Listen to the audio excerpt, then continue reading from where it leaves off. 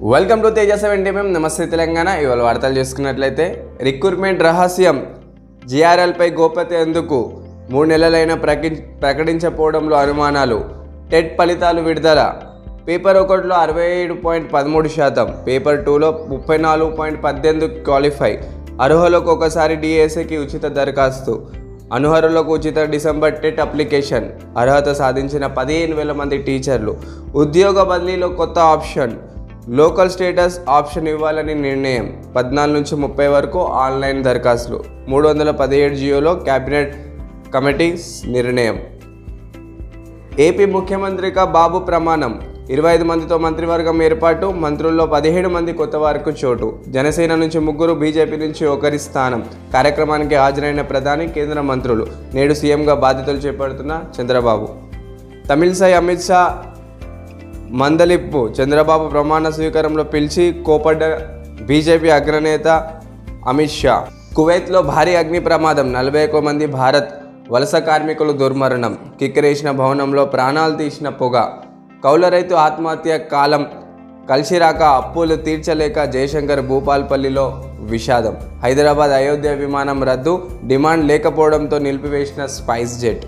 రాష్ట్ర వ్యాప్తంగా విస్తరిస్తున్న నైరుతి, 3 రోజులు వర్షాలు కురిసే అవకాశం. పింఛన్ పెంపు ఏమాయే, 100 రోజులైనా ఇస్తామన్న కాంగ్రెస్, 6 నెలలైనా ఊసెత్తని సర్కారు. ఆశగా ఎదురుచూస్తున్న లబ్ధిదారులు, పాత పద్ధతులను ఇచ్చేందుకు యత్నాలు. అటాకెక్కిన కొత్త పెన్షన్ దరఖాస్తులు, 40 లక్షల మంది లబ్ధిదారులు, దివ్యాంగులు దాదాపు 5 లక్షల మంది. 2,000 రూపాయలున్న పెన్షన్ 4,000కు పెంచిస్తామన్న ఆశ పెట్టి అధికారులకు వచ్చిన కాంగ్రెస్ సర్కారు అమలుపై ఎలాంటి శ్రద్ధ పెట్టునట్టు కనిపించడం లేదు. 100 రోజులైన హామీలు అమలు చేస్తామన్న చెప్పి 6 నెలలు గడుస్తున్నా లాభం లేదు. ఇప్పుడే పెరిగిన పెన్షన్లు అందుకుందామా అని లబ్ధిదారులు ఆశగా ఎదురుచూస్తున్న ప్రతి పద్ధతిలోనూ పైసలు వేసి చేయిస్తుందుకే ప్రభుత్వం సిద్ధమైనట్లు తెలుస్తుంది. సామాన్యంగా కూడా కాంగ్రెస్ ప్రభుత్వం 2,000 ఉన్న పెన్షన్ని 4,000 చేస్తామని చెప్పింది. దాదాపు 100 రోజుల లోపలనే ఇది చేస్తామని చెప్పింది. కానీ ప్రజెంట్ 6 నెలలు దాటినా కూడా ఇంతవరకు కూడా 4,000 పెన్షన్ ఇవ్వలేదని చాలామంది డిమాండ్ చేస్తున్నారు. సామాన్యంగా చూసుకుంటే తెలంగాణ రాష్ట్ర ఆదాయం 2,77,00,000 కోట్లున్న ఆదాయం ఇప్పుడు తగ్గింది. అంటే 2,17,00,000 కోట్లు అయింది. కాబట్టి 6 అమలుకు సంబంధించిన ప్రజలకు చేరడానికి కొంచెం సమయం పట్టవచ్చు. ఎందుకంటే రాష్ట్ర ఇన్కమ్ మొదటిగా మనం చూసుకోవాలి, దాన్ని బేస్ చేసుకొనే ఈ ఉచిత పథకాలు అనేది ప్రజల వరకు చేరుతుంది. అదేవిధంగా చూసుకున్నట్లయితే ప్రయాణికులపై టోల్ భారం, టోల్ రేట్లు పెరగడంతో సెస్ పెంచేసిన టీజీసీ ఆర్టీసీ. టోల్ రేట్లు ఒకరి టికెట్లపై 3 రూపాయల చొప్పున వసూలు. రాష్ట్ర వ్యాప్తంగా ఆర్టీసీ బస్సుల ఛార్జీలు, టోల్ సెస్ మరోసారి పెరిగింది. ఒకే టికెట్పై 3 రూపాయల చొప్పున పెరిగిన టోల్ ఛార్జీలు ఇటీవల అమలుకు వచ్చాయి. ఎక్స్ప్రెస్ బస్సులు 10 రూపాయలు ఉన్న ఛార్జీని 13 రూపాయలు చేయడం జరిగింది. డిలక్స్, సూపర్ లగ్జరీ, రాజధాని, గరుడ 13 రూపాయలు ఉన్నది 16 రూపాయలు చేయడం జరిగింది. సామాన్యంగా కాంగ్రెస్ ప్రభుత్వం మహాలక్ష్మి పథకం కింద ఇప్పటి వరకు 3 కోట్ల మంది మహిళలు ఉచితంగా ప్రయాణం చేయడం జరిగింది. సుమారు ఆర్టీసీలో తెలంగాణ రాష్ట్ర వ్యాప్తంగా కూడా 9,000 బస్సులు ఉన్నాయి.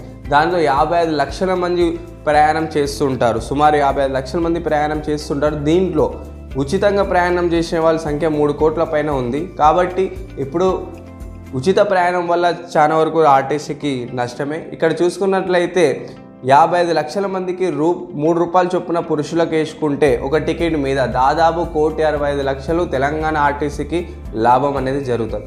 ఈ విధంగా తెలంగాణలో కాంగ్రెస్ ప్రభుత్వం ఇచ్చిన హామీల్ని ఉచిత పథకం కింద, ఇటువైపు మహాలక్ష్మి పథకం కింద ఉచిత ప్రయాణం ఇస్తుంది. అంటే ప్రజల నుంచి తీసుకున్న ట్యాక్సే మళ్ళీ ప్రజలకే ఇవ్వడం జరుగుతుంది. స్థిరాస్తి రంగంలో ఉన్న వారికి ఇదొక శుభవార్త.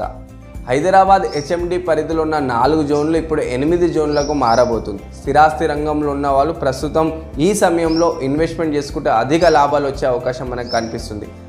హైదరాబాద్ మహానగరాన్ని మరింత అభివృద్ధి చేయడానికి, అదేవిధంగా స్థిరాస్తి రంగాన్ని ఇంకా అభివృద్ధి చేయడానికి రేవంత్ రెడ్డి గారి ప్రభుత్వం ఎంతో కృషి చేస్తున్నట్టు మనకు కనిపిస్తుంది. ప్రజెంట్ మనం చూసుకున్నట్లయితే 7,228 చదరపు కిలోమీటర్ హెచ్ఎండి పరిధి అనేది ఉంది. ఇప్పుడు 10,000 చదరపు కిలోమీటర్ పెరగబోతుంది. ప్రజెంట్ 4 జోన్లు ఉన్న హెచ్ఎండి పరిధి మేదక్, శంకర్పల్లి, గట్కేసర్ మరియు శంషాబాద్. ఇప్పుడు మేదక్ జిల్లాతో పాటు రంగారెడ్డి, సంగారెడ్డి, సిద్దిపేట్, అదేవిధంగా భువనగిరి జిల్లాలు కూడా కలవబోతున్నాయి. కాబట్టి హెచ్ఎండి పరిధి అనేది మనకు రీజనల్ రింగ్ రోడ్ వరకు కూడా వచ్చే అవకాశాలు మనకు కనిపిస్తున్నాయి. కాబట్టి 846 కొత్త గ్రామాలు హైదరాబాద్ మెట్రో డెవలప్మెంట్ అథారిటీలో రాబోతుంది. కాబట్టి మీ పిల్లల బంగారు భవిష్యత్ కోసము భూమి మీద పెట్టుబడి పెట్టుకోవాలనుకుంటే ఇది సరైన సమయము.